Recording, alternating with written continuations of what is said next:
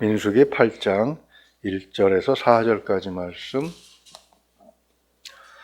한 목소리로 같이 읽습니다. 여호와께서 또 모세에게 말씀하여 이르시되 아론에게 말하여 이르라.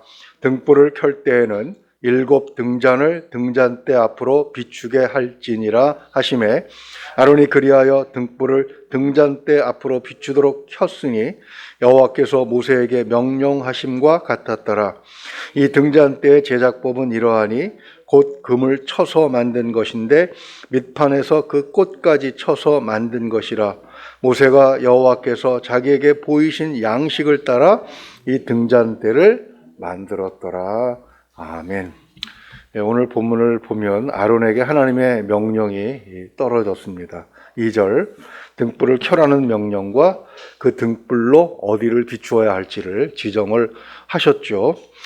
아론은 제사장입니다. 즉 제사장의 임무 중에 하나가 오늘 더 드러난 것인데요. 제사장의 임무 중에 가장 중요한 것은 제사를 집전하는 것입니다. 그리고 레위 지파를 훈련시키는 것이고요. 그 다음에 12지파에게 율법을 교육시키는 것이고, 우리가 6장 22절 이하에서 본 것처럼 백성에게 하나님의 축복을 선포하는 것이죠. 그리고 마지막으로 오늘 이제 등불 켜기 하나가 더 추가되고 있는 것을 볼 수가 있습니다. 4절을 보게 되면 등대의 제작을 간략하게 압축해서 요약하고 있습니다. 이것이 처음 지시된 것을 보면 출애굽기 25장 31절 이하에 아주 세세하게 기록이 되어 있습니다. 그러다가 완성된 것이, 즉 등대가 제작이 완료된 것이 출애굽기 37장 17절 이하입니다. 그리고 본문에 와서 비로소 이제 첫 점등이 명령된 것이죠. 이 등불이 의미하는 것은 무엇입니까? 그 불을 켜는 사명에 대한 것을 먼저 우리는 생각을 해야 되겠죠. 고대 종들이 하는 일은 하는 일이 여러 가지가 있었지만 그 중에 가장 중요한 일이 어둠이 오면 주인의 집에 등불을 관리하는 일이었습니다. 그건 전부 종들의 역할이었죠. 하나님의 종으로서 제사장이 해야 할 일 중에 가장 중요한 일이 바로 하나님의 집에 등불을 켜는 일이었습니다. 등불을 켜기 위해서는 어떻게 해야 됩니까? 기름을 공급해야 되고, 그리고 불이 타고 난 다음에 뭐가 남습니까? 찌꺼기가 남죠? 그것들을 다 정리하는 것까지 이 제사장이 해야 되는 일이었습니다.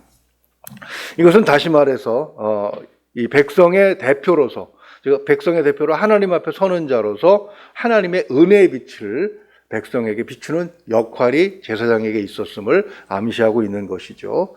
그러므로 이 등불은 말씀을 비유한다고 볼 수가 있습니다. 시편 18편 28절을 보게 되면 주께서 나의 등불을 켜시며 여호와 내 하나님이 내 흑암을 밝히시리이다, 이렇게 고백을 하고 있습니다. 태양이 해가 떠서 나한테 비추었다, 그런 의미가 아니죠. 하나님의 말씀이 내 속에 들어와서 나에게 깨우침을 주니까, 지혜를 주시니까 삶에 막혔던 곳이 열리고 어두워서 헤매던 삶이 바른 길을 찾게 되었다, 그런 의미가 되겠죠. 그래서 잠언 6장 23절을 보게 되면 대저, 명령은 등불이요 법은 율법이죠. 빛이요 훈계의 책망은 또 생명의 길이라, 이렇게 말씀하고 있습니다. 이 빛은 우리로 하여금 삶을 바르게 할 뿐만 아니라 결국 생명의 길로 가게 만드는 그런 의미가 있는 것이죠. 그래서 신약시대 베드로 사도는 베드로서 1장 19절에서 이렇게 말씀하십니다. 또 우리에게는 더 확실한 예언이 있어 어두운 데를 비추는 등불과 같으니 날이 새어 샛별이 너희 마음에 떠오르기까지 너희가 이것을 주의하는 것이 옳으니라. 우리가 사는 세상을 말세라는 말을 많이 합니다. 오늘 아침에 그 설교 준비한 거 잠깐 정리하기 위해서 인터넷 켰는데, 부산에서 싱가포르에 있는 그 스케이트 선수들이 한국에 전지훈련 와 있는데 물건 사러 잠깐 나갔다가 40대 남자한테 쇠몽둥이를 얻어맞아가지고 선수 생명이 끝날 정도로, 이게 뭔가 싶은 생각이 들어요.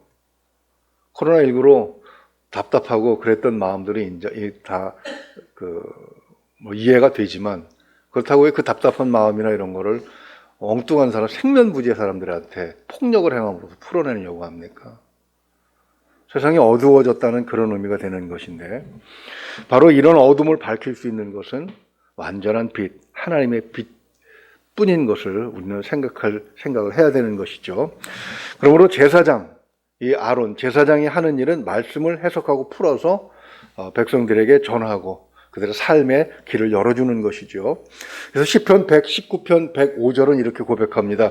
주의 말씀은 내 발의 등불이요 내 길의 빛이니이다. 그래서 하나님의 말씀으로 그 등을 삼고, 옛날에 이렇게 등을 켜고 지금 후라시를 이렇게 켜고 길을 찾지만 그렇게 등을 켜고 길을 찾았던 것처럼 말씀을 통해서 내가 가야 할 길을 확실하게 발견을 해야 되는 것이죠. 가끔 믿는 사람들도 보게 되면 하나님의 말씀의 빛이 아니라 세상의 법을 따라서 살다가 그만 함정에 빠지는 경우가 많이 있습니다. 제사장이 켜는 등불의 의미를 우리는 더 깊이 생각을 해봐야 되는 것이죠.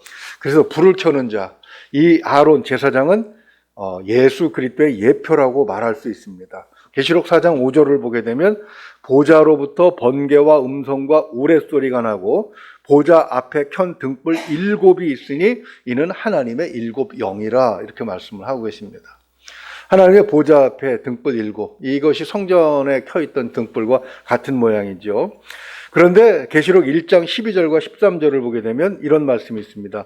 몸을 돌이켜 나에게 말한 음성을 알아보려고 돌이킬 때 7 금촛대를 보았는데 촛대 사이에 인자 같은 이가 발에 끌리는 옷을 입고 가슴에 금띠를 띠고 이렇게 말씀하시면서 바로 그 불을 켜고 또 불을 관리하시는 분이 바로 예수 그리스도이심을 계시록을 통해서 우리에게 설명하시는 것이죠.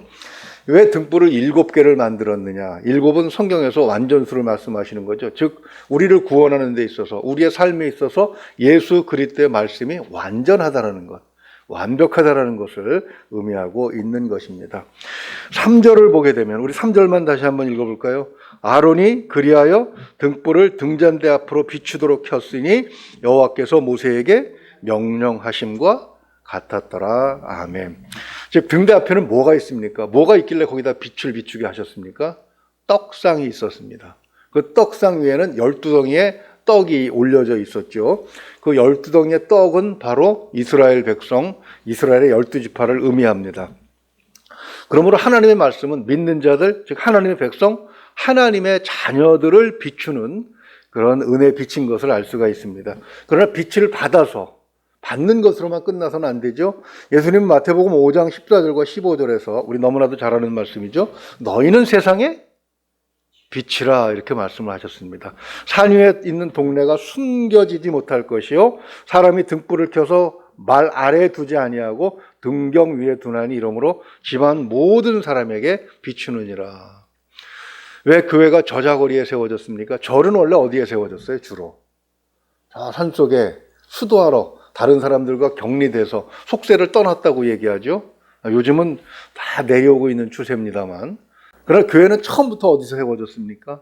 예수님께서 제자들을 부르신 곳이 바로 저자거리였고 산업 현장이었습니다. 베드로를 비롯한 첫 번째 제자들을 어디서 부르셨습니까? 어업 현장, 그죠? 치열한 삶의 현장에서 택하셨던 것을 우리는 생각해 보면서 교회가 그리고 성도가 그 빛을 하나님으로부터 받은 은혜의 빛, 말씀의 빛을 세상에 비추어야 된다는 것을 우리는 알 수가 있는 것이죠. 그러기 위해서는 교회의 모든 일, 그것은 오직 그리스도의 말씀에 비추어서 운영되고 진행이 되어야 합니다.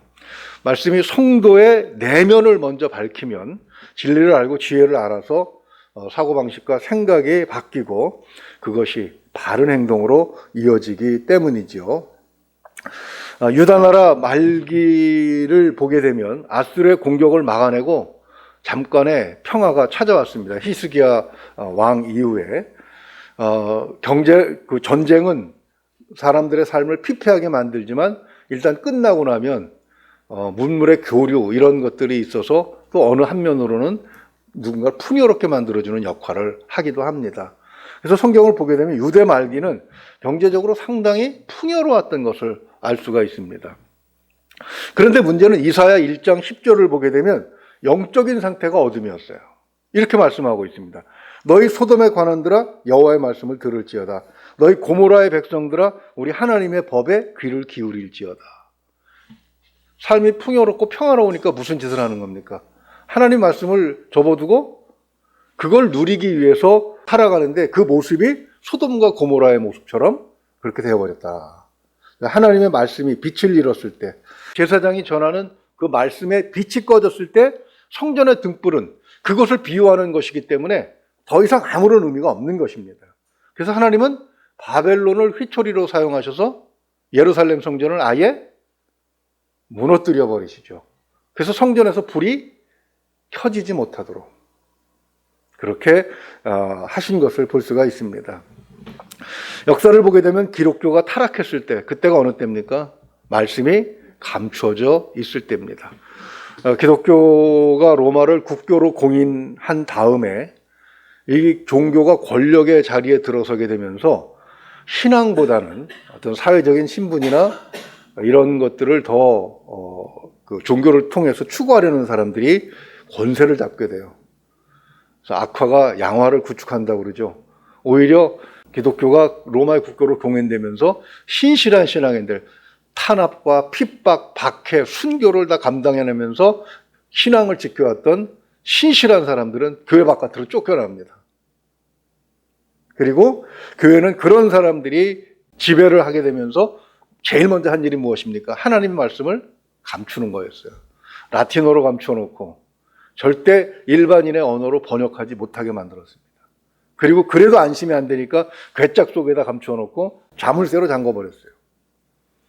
그래서 그 말씀을 종교개혁가들이 꺼내서 다시 그 말씀의 빛을 세상에 비칠 때까지 1000년이 넘게 걸립니다.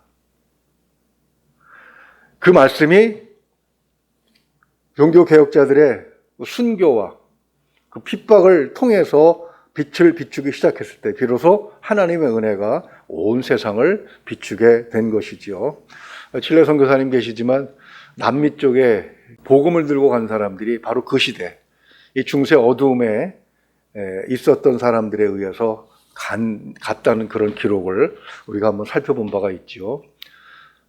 그러다 보니까 그쪽에서의 삶은 참 기가 막힙니다. 선교사님 통해서 저희가 한번 말씀을 드리려고 주일날 부탁을 좀 드렸는데요. 저는 가보진 않았으니까 그냥 기록만 보고 그저 뉴스만 듣고 거기 참 엉망이구나 그런 생각을 해보는데, 말씀이 없을 때 그것은 생명이 아니라 오히려 사망의 길로 인도하는, 소돔과 고모라의 길로 인도하는 그런 종교가 됨을 우리는 명심해야 하는 것이죠. 말씀을 정리합니다. 성소의 일은 등불을 켬으로 해서 시작이 되었습니다. 신약시대 성소는 어디를 말합니까? 바로 성도의 내면, 우리의 내면을 의미하는 것이죠. 우리 내면에 말씀의 등불을 켜고 하루를 시작해야 됩니다. 우리가 무엇인가를 할 때에 먼저 하나님의 말씀 속에서 지혜와 지식을 얻어야 됩니다. 그래야만 비로소 우리가 바른 길을 갈 수 있고 그것이 우리를 생명으로 인도할 뿐만 아니라 또 세상을 향해서 비추는 빛의 역할을 감당할 수 있는 것이죠. 교회가 하나님의 일을 하는데, 성도가 주어진 자기의 일을 하는데 세상에 덕을 끼치고 많은 사람에게 칭찬을 얻어야 되지 않겠습니까? 그러지 못했다는 얘기는 사실 말씀의 등불을 켜지 않고 그렇게 일을 한 것이 아닌가라는 것을 오늘 말씀을 통해서 생각을 해볼 수가 있습니다. 우리가 불을 켤 때, 그리고 그 불을 켜서 세상을 비추고자 할 때 성령의 기름은 계속해서 공급이 될 줄로 믿습니다. 성령의 공급을 받아서 오늘 하루 밝은 빛으로 빛나는 저와 여러분 될 수 있기를 주님의 이름으로 축원을 드립니다. 기도합니다. 하나님 아버지, 5월 다가고 이제 6월이 시작되었습니다. 6월이 시작되면서 첫 번째 해야 할 일이 바로 나라를 이끌어갈, 지자체를 이끌어갈 이 일꾼들을 뽑는 일로 시작을 합니다. 하나님, 참으로 하나님의 법이, 하나님의 사랑의 빛이, 은혜의 빛이 그 마음속에 켜진 사람들이 많이 일을 시작할 수 있도록 하나님 도와주시기를 소망합니다. 하나님, 모든 권력이 다 하나님의 손에 달려있다고 하셨사오니 하나님, 그 일을 할 수 있는 자들이 많이 나와서 이 나라가 참으로 세상에 복음을 전하는 일에 주님 오실 때까지 그 영광의 올이 떠나지 않고 사용되어지는 그런 나라가 되기를 소망합니다. 그러기 위해서는 우리 믿는 자들의 마음속에 먼저 하나님의 불이 꺼지지 말아야 되겠사오니 우리에게 성령의 기름을 끊임없이 공급하여 주시옵소서. 우리가 그 불을 세상을 향하여 비추게 하시고 그리고 모든 사람들에게 덕을 끼치며 우리의 삶도 생명의 길로 나아갈 수 있도록 하나님 도와주시기를 소망합니다. 범사에 감사해서 귀한 예물을 드렸사옵고 또 하나님의 일이 하나님의 공의로운 나라가 되도록 그런 일에 이 예물들이 쓰여지기를 소망합니다. 하나님 믿지 않는 자들 주 앞에 인도할 수 있는 그런 마중물이 될 수 있도록 이 예물 드려지는 곳에 하나님의 은혜가 넘치게 하여 주시옵소서. 드려진 손길에도 크신 복을 주시길 원하오며 우리 주 예수 그리스도 이름으로 감사하며 기도하옵나이다. 아멘.